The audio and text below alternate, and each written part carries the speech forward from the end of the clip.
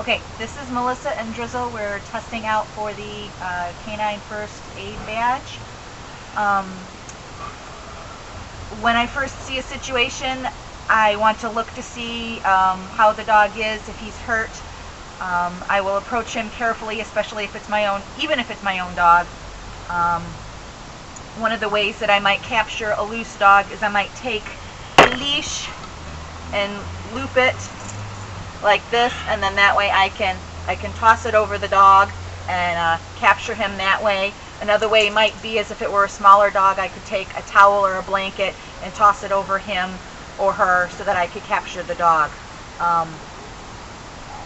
I would then want to make sure that I muzzle the dog, because even if it's my own dog, a dog in pain could potentially bite. If I'm at home and I have my own first aid kit handy, I have a regular muzzle. If not, I can make an emergency muzzle out of just about any kind of fabric. I can take a man's old tie, I could take an ace wrap and use it to put a muzzle on the dog. And if I were to do that, to use emergency muzzle, I'm going to take this and I'm going to take it from underneath. I'm going to go up and over, twist it. Oh, come on, Driz, come on. I'm going to take it down, twist, up, twist, down, twist, and then behind his head. That way, it's not going to come off of the dog. If it happens to cover his eyes, that's okay. Some dogs, once they don't see anything, can actually calm down a little bit more. Otherwise, it has to be like that. And then I can walk the dog. Come on, just take a few steps. Come on. Good boy. Come on. Oh, such a good dog. Oh, good boy. Okay, come on. Turn around. There we go. Good dog. Okay, so if I had to, I could walk him. If I needed to lift him, there's a couple different ways that I could lift him, depending on the type of injury that he has. If he has a leg injury, I might not want to grab behind him, so I'm going to grab underneath his chest and at his abdomen, and I'm going to lift him straight up. The other way I could do it is if he has an abdominal injury, still grab around his chest, grab at his butt, and lift him up that way. Driz has practiced this quite a lot, so he's actually pretty used to us playing like that.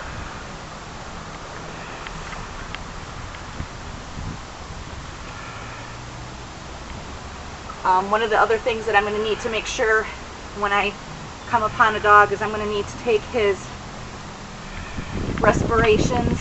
I'll want to look at his heart rate, and I'll want to look at his temperature.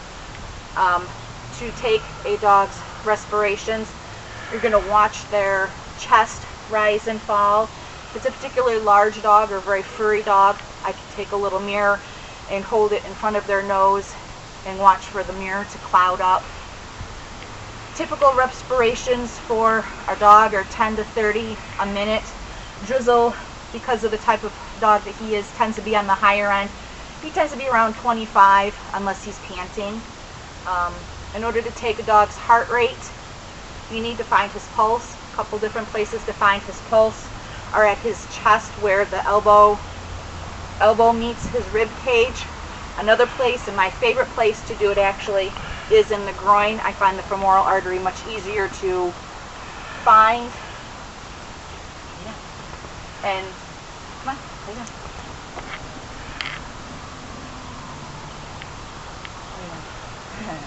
Okay, here's your bigger. All right. So if I wanted to take his elbow and put it back so that I can find his heartbeat right in his chest. Drizzle, can you lay down, please? Come on. Drizzle. Hi, Drizzle, can you lay down? Come on. Or I can take it, again, I can take it in his groin. Ideally, we'd want him laying down, but I can find it with him sitting as well. So I'm going to sit here and I'm going to count the number of times that I feel his heart beat. I can do it a number of ways. I can just sit here for a whole minute and count it. I can take it. Sometimes what I do, just because in a stressful situation I can't do math, so So I'll take it for 6 seconds, and then I will multiply it by 10 to give me my 60. A normal dog's heart rate is anywhere from 60 to 100 beats per minute. Drizzle is an athletic dog, so his tends to be on the lower end. He's probably about 75 when he's not been doing a lot of activity recently. One of the other things that we might need to check on an injured dog is we might need to look at their mucous membranes. Oh, good dog. All right. So if I wanted to take his heart rate and his groin while he's laying down, I can find it easily like that. This is also another way that I can restrain him. I can put my body on him to make sure that he doesn't move around. If he was a smaller dog, I could grab his scruff and scruff him and restrain him like that.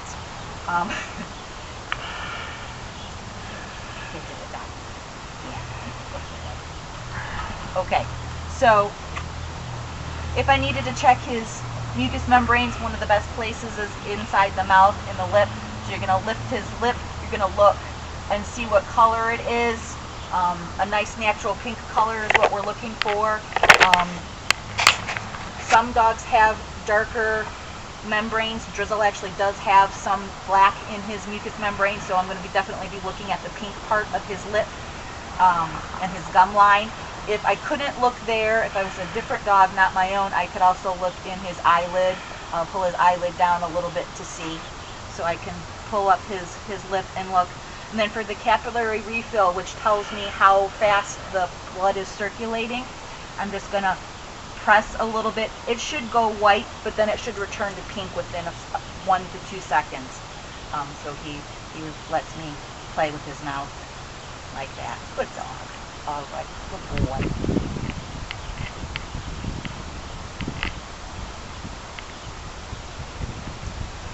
The other way that I could restrain him if I needed to, I mentioned when he's laying down, is I could grab him by the head and pull his head off to the side, and then that way I could do what I needed to do to his front end if that's where the injury was.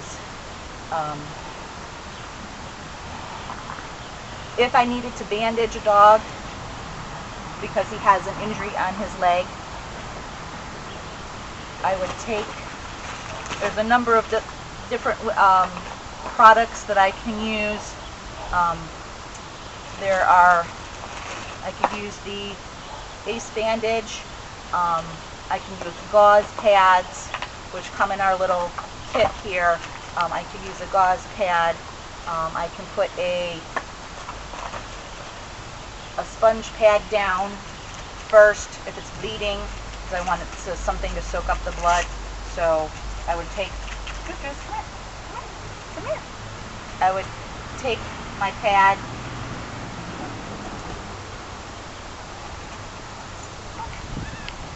oh, I know. Oh, that's a good dog. Okay, come here. Okay, bandage your boo-boo leg. Come on.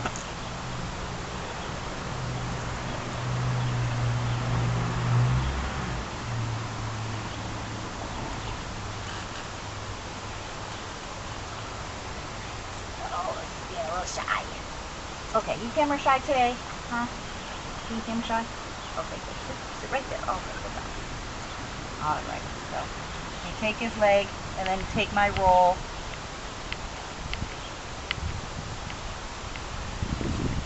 And wrap it.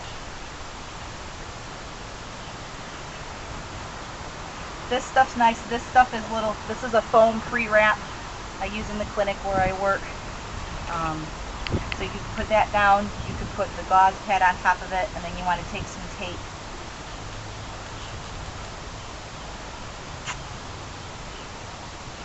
And use tape. Oopsie, okay, good boy. Alright, good boy. Use tape to hold it down. I don't like those alligator clips that come with the Ace wraps. I always throw those away as soon as I open up the package. Tape is much better, much safer. You're not going to puncture yourself or the dog with the little alligator clips. All right.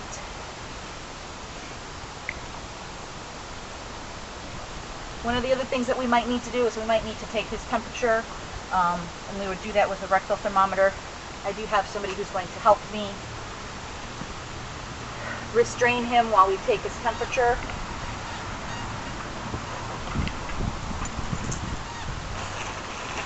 So we have a thermometer that's specifically labeled dog so that we know that it's his and not ours. We don't get them mixed up.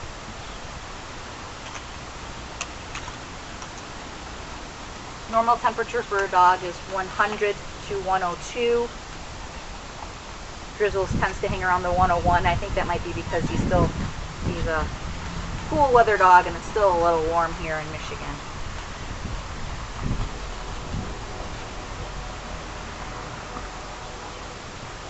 Alright, so I put some lube on my thermometer for him. Alright, good dog. Alright, so I'm going to take his tail and move it to the side.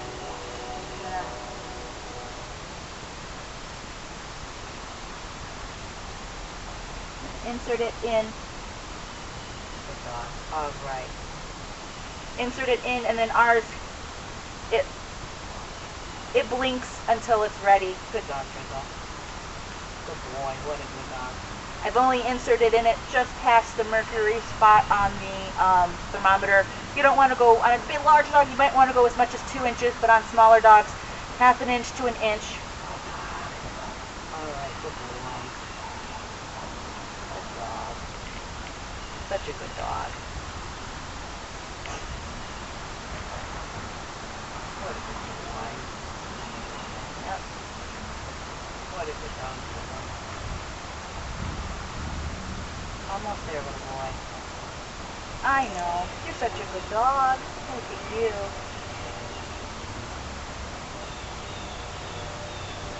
And this part seems like it takes the longest.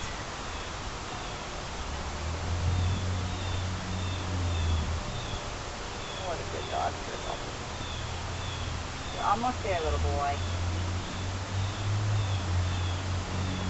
Almost there. What a good dog. Alright. Drizzle's current temperature is 101.63. Excellent. Good job, Drizzy.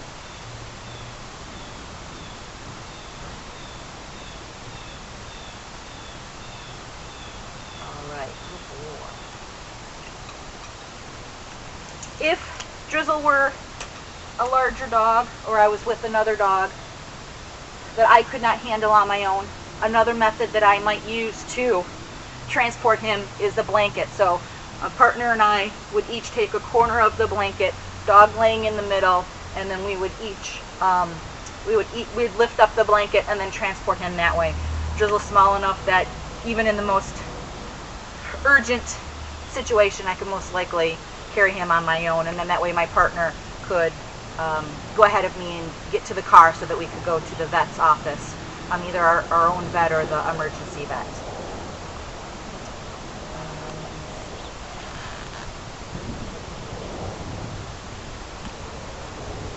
Alright, that's it.